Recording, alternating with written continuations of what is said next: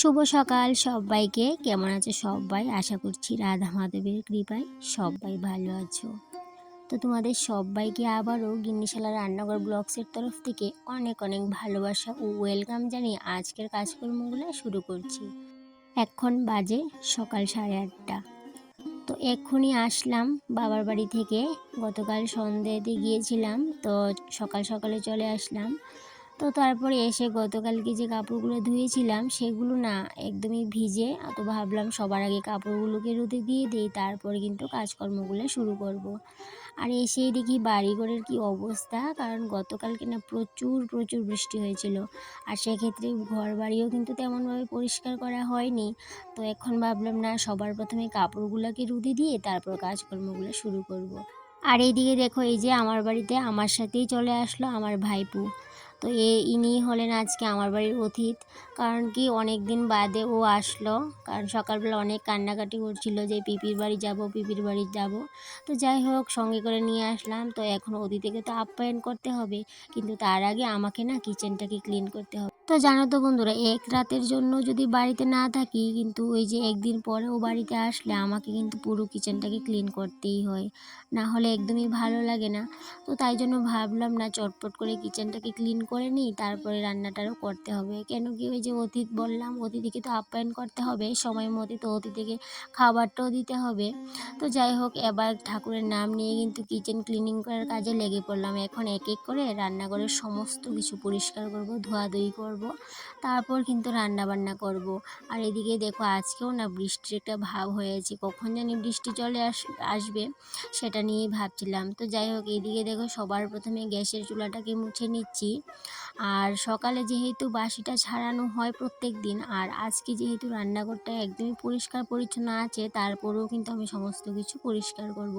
একটু ভালোভাবেই পরিষ্কার করব, না হলে আমার না একদমই ভালো লাগবে না। তো তাই জন্য সবার প্রথমে তো দেখলেই গ্যাসটাকে মুছে নিলাম, তারপরে এই যে ইন্ডাকশানটাকেও মুছে নিচ্ছি।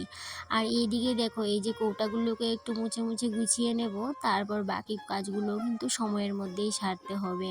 তো এই কথাটাই না মাথার মধ্যে নিয়ে আজকে কিন্তু রান্নাঘরে কাজগুলো করছিলাম। কেন কি, আমাকে মাথার একটা প্ল্যান নিয়ে কিন্তু কাজগুলো করতে হচ্ছে।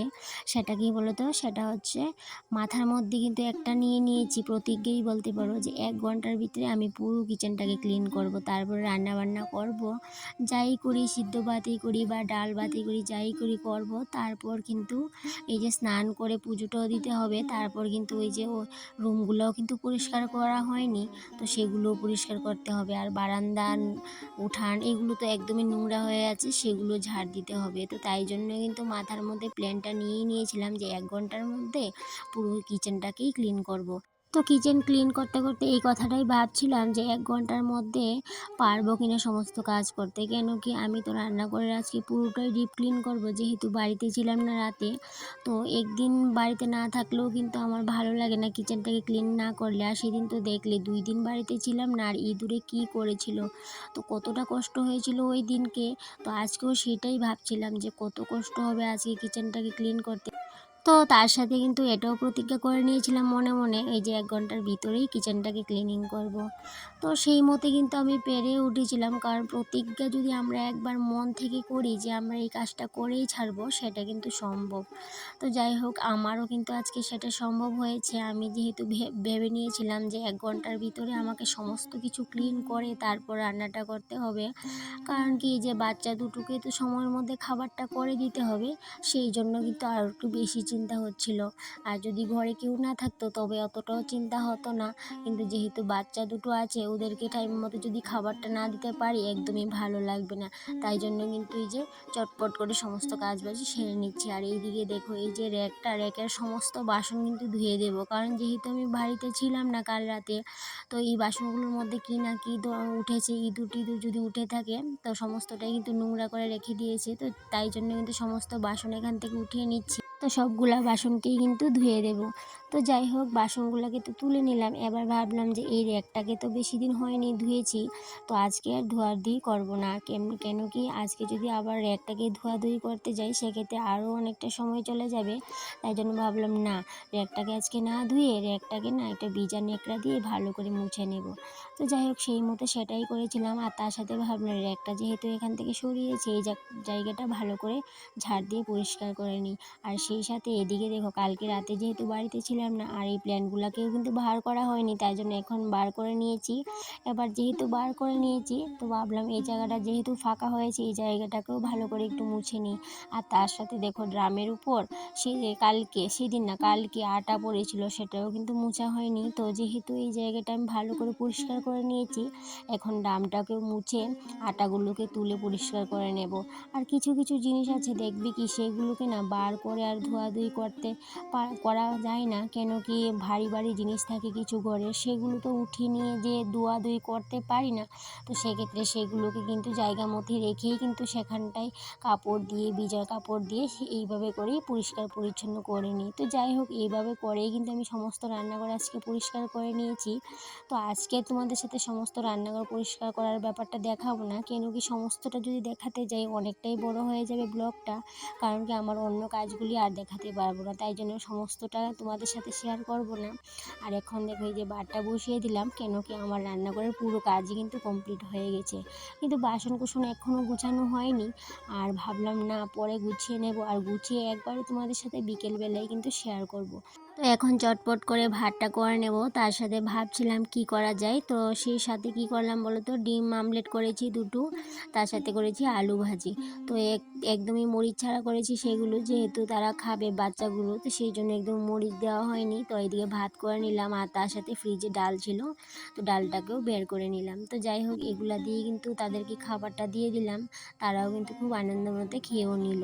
তো এদিকে দেখো এবার চলে আসলাম বাইরে, এসে কিন্তু প্রথমে উঠানটা ঝাড় দিলাম, তারপরে ঘরটাকে ভালো করে ঝাড় দিয়ে মুছে নিয়েছি, তারপর স্নান করে চলে আসলাম সোজা ঠাকুরঘরে এসেই দেখি কি কলসিতে জল নেই ঠাকুরঘরের, আর সেই সাথে ঠাকুরঘরের ফিল্টারেও জল নেই। তো ভাবলাম না কলসিটাকে ভালো করে ধুয়ে ফিল্টারটাকে ধুয়ে জল ভরে নেব। আর সেই সাথে না অনেকটাই বৃষ্টি হয়েছিল আজকে, আর সেটা তোমাদের সাথে একদমই শেয়ার করিনি।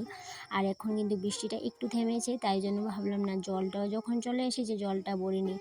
তো এদিকে কলসিটাকে ভালো করে ধুয়ে জলটা ভরে নিলাম, আর ফিল্টারটাকেও কিন্তু ধুয়ে নিয়েছিলাম। ফিল্টারটাকে সেদিন ধুয়েছিলাম, কিন্তু আজকে ভাবলাম না ঢাকনাটা যেহেতু সাদা চটপট করে কিন্তু নোংরা হয়ে যেত, তাই জন্য ঢাকনাটাকেও ধুয়ে নিলাম। আজকে না ইচ্ছে করছিল গোবিন্দের চরণে দলবদ্ধ তুলসীপত্র নিবেদন করব, কিন্তু যেহেতু ছেলে সেদিনকে বেশি করে তুলসীপত্র তুলে রেখে দিয়েছি ঘরে, সেগুলোর মধ্যে না দলবদ্ধ তুলসীপত্র ছিল না। তো সেই জন্য আলাদা আলাদা 3টে তুলসীপত্র নিবেদন করে নিলাম গোবিন্দের চরণে। আর এদিকে দেখো ফুলগুলো দিয়ে সাজিয়েও নিলাম।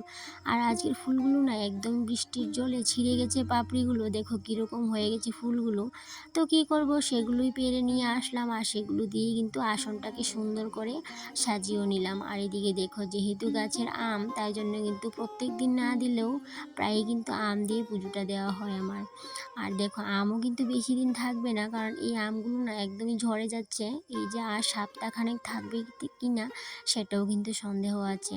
তো যাই হোক যতদিনই থাকে, তাই জন্য ভাবলাম না আজকেও আম দিয়ে পুজোটা দিয়ে দিই। আর এমনিতেও না একটু পাল্টিয়ে পাল্টিয়ে কিন্তু কোনো কিছু দিয়ে পুজো দিতে অনেকটাই ভালো লাগে, সব দিন কিন্তু এক জিনিস দিয়ে পুজো দিতে একদমই ভালো লাগে না। তবে প্রত্যেক দিন আলাদা আলাদা করে ভোগ নিবেদন করা সম্ভব হয়ে ওঠে না, তবু চেষ্টা করি মাঝে মধ্যে যে একটু কিছু অন্যরকম ভোগ দেওয়ার। তো যাই হোক এভাবে করে পুজোটাও কমপ্লিট করে নিলাম। তার সাথে দেখো তুলসী মঞ্চে তুলসী দেবীকেও কিন্তু আরতি করে নিচ্ছি। তো তোমরা দেখতেই পাচ্ছ কিনা জানি না, দেখো সারা উঠানে কিন্তু জল জমে আছে, কি একটা অবস্থা হয়ে আছে বাড়িঘরের কি বলবো। একদমই রাস্তার জল বাড়িতে এসে সমস্ত উঠানে কিন্তু একদম জমে আছে। তো যাই হোক এদিকে দেখো পুজো কমপ্লিট করে সোজা চলে আসলাম রান্নাঘরে, এসেই কিন্তু আবার একটা তরকারি বসিয়ে দিলাম। এই যে মাছের মাথা দিয়ে ডাঁটা দিয়ে একটা তরকারি করলাম, সেই সাথে কিন্তু খাওয়া দাওয়াও কমপ্লিট করলাম। তারপরে যে বাসন কুসন ধোয়াধুয়ি হলো, তারপর রান্নাঘরের সমস্ত জিনিস জায়গা মতো রাখতে হলো, কারণ কি ওই সময় তো একদমই সময় ছিল না হাতে যে বাসন কুসনগুলো গুছাবো, তারপরে এই প্ল্যান্টগুলোকে আবার জায়গা মতো আনে রাখবো। তো সেই সময়টা হাতে ছিল না, যেহেতু আমার বাইরে অনেক কাজ ছিল। আর সেক্ষেত্রে দেখো একদম রান্না বান্না করার পর পুরো র্যাক ট্যাক বাসন দিয়ে গুছিয়ে নিয়েছি। তারপরে যে প্ল্যান্টগুলোকে কিন্তু আবার জায়গা মতো এনে রাখলাম। আর এভাবেই আজকে 1 ঘন্টার মধ্যে পুরো কিচেনকে ক্লিন করলাম, তারপর আবার গুছিয়ে এই যে অতিথিকেও আপ্যায়ন করলাম। আর সেই সাথে আজকের ব্লগ ভিডিওটাও এই পর্যন্তই। আবার দেখা হবে পরবর্তী কোনো একটা ব্লগে। ততক্ষণে তোমরা ভালো থেকো, সুস্থ থেকো। টাটা।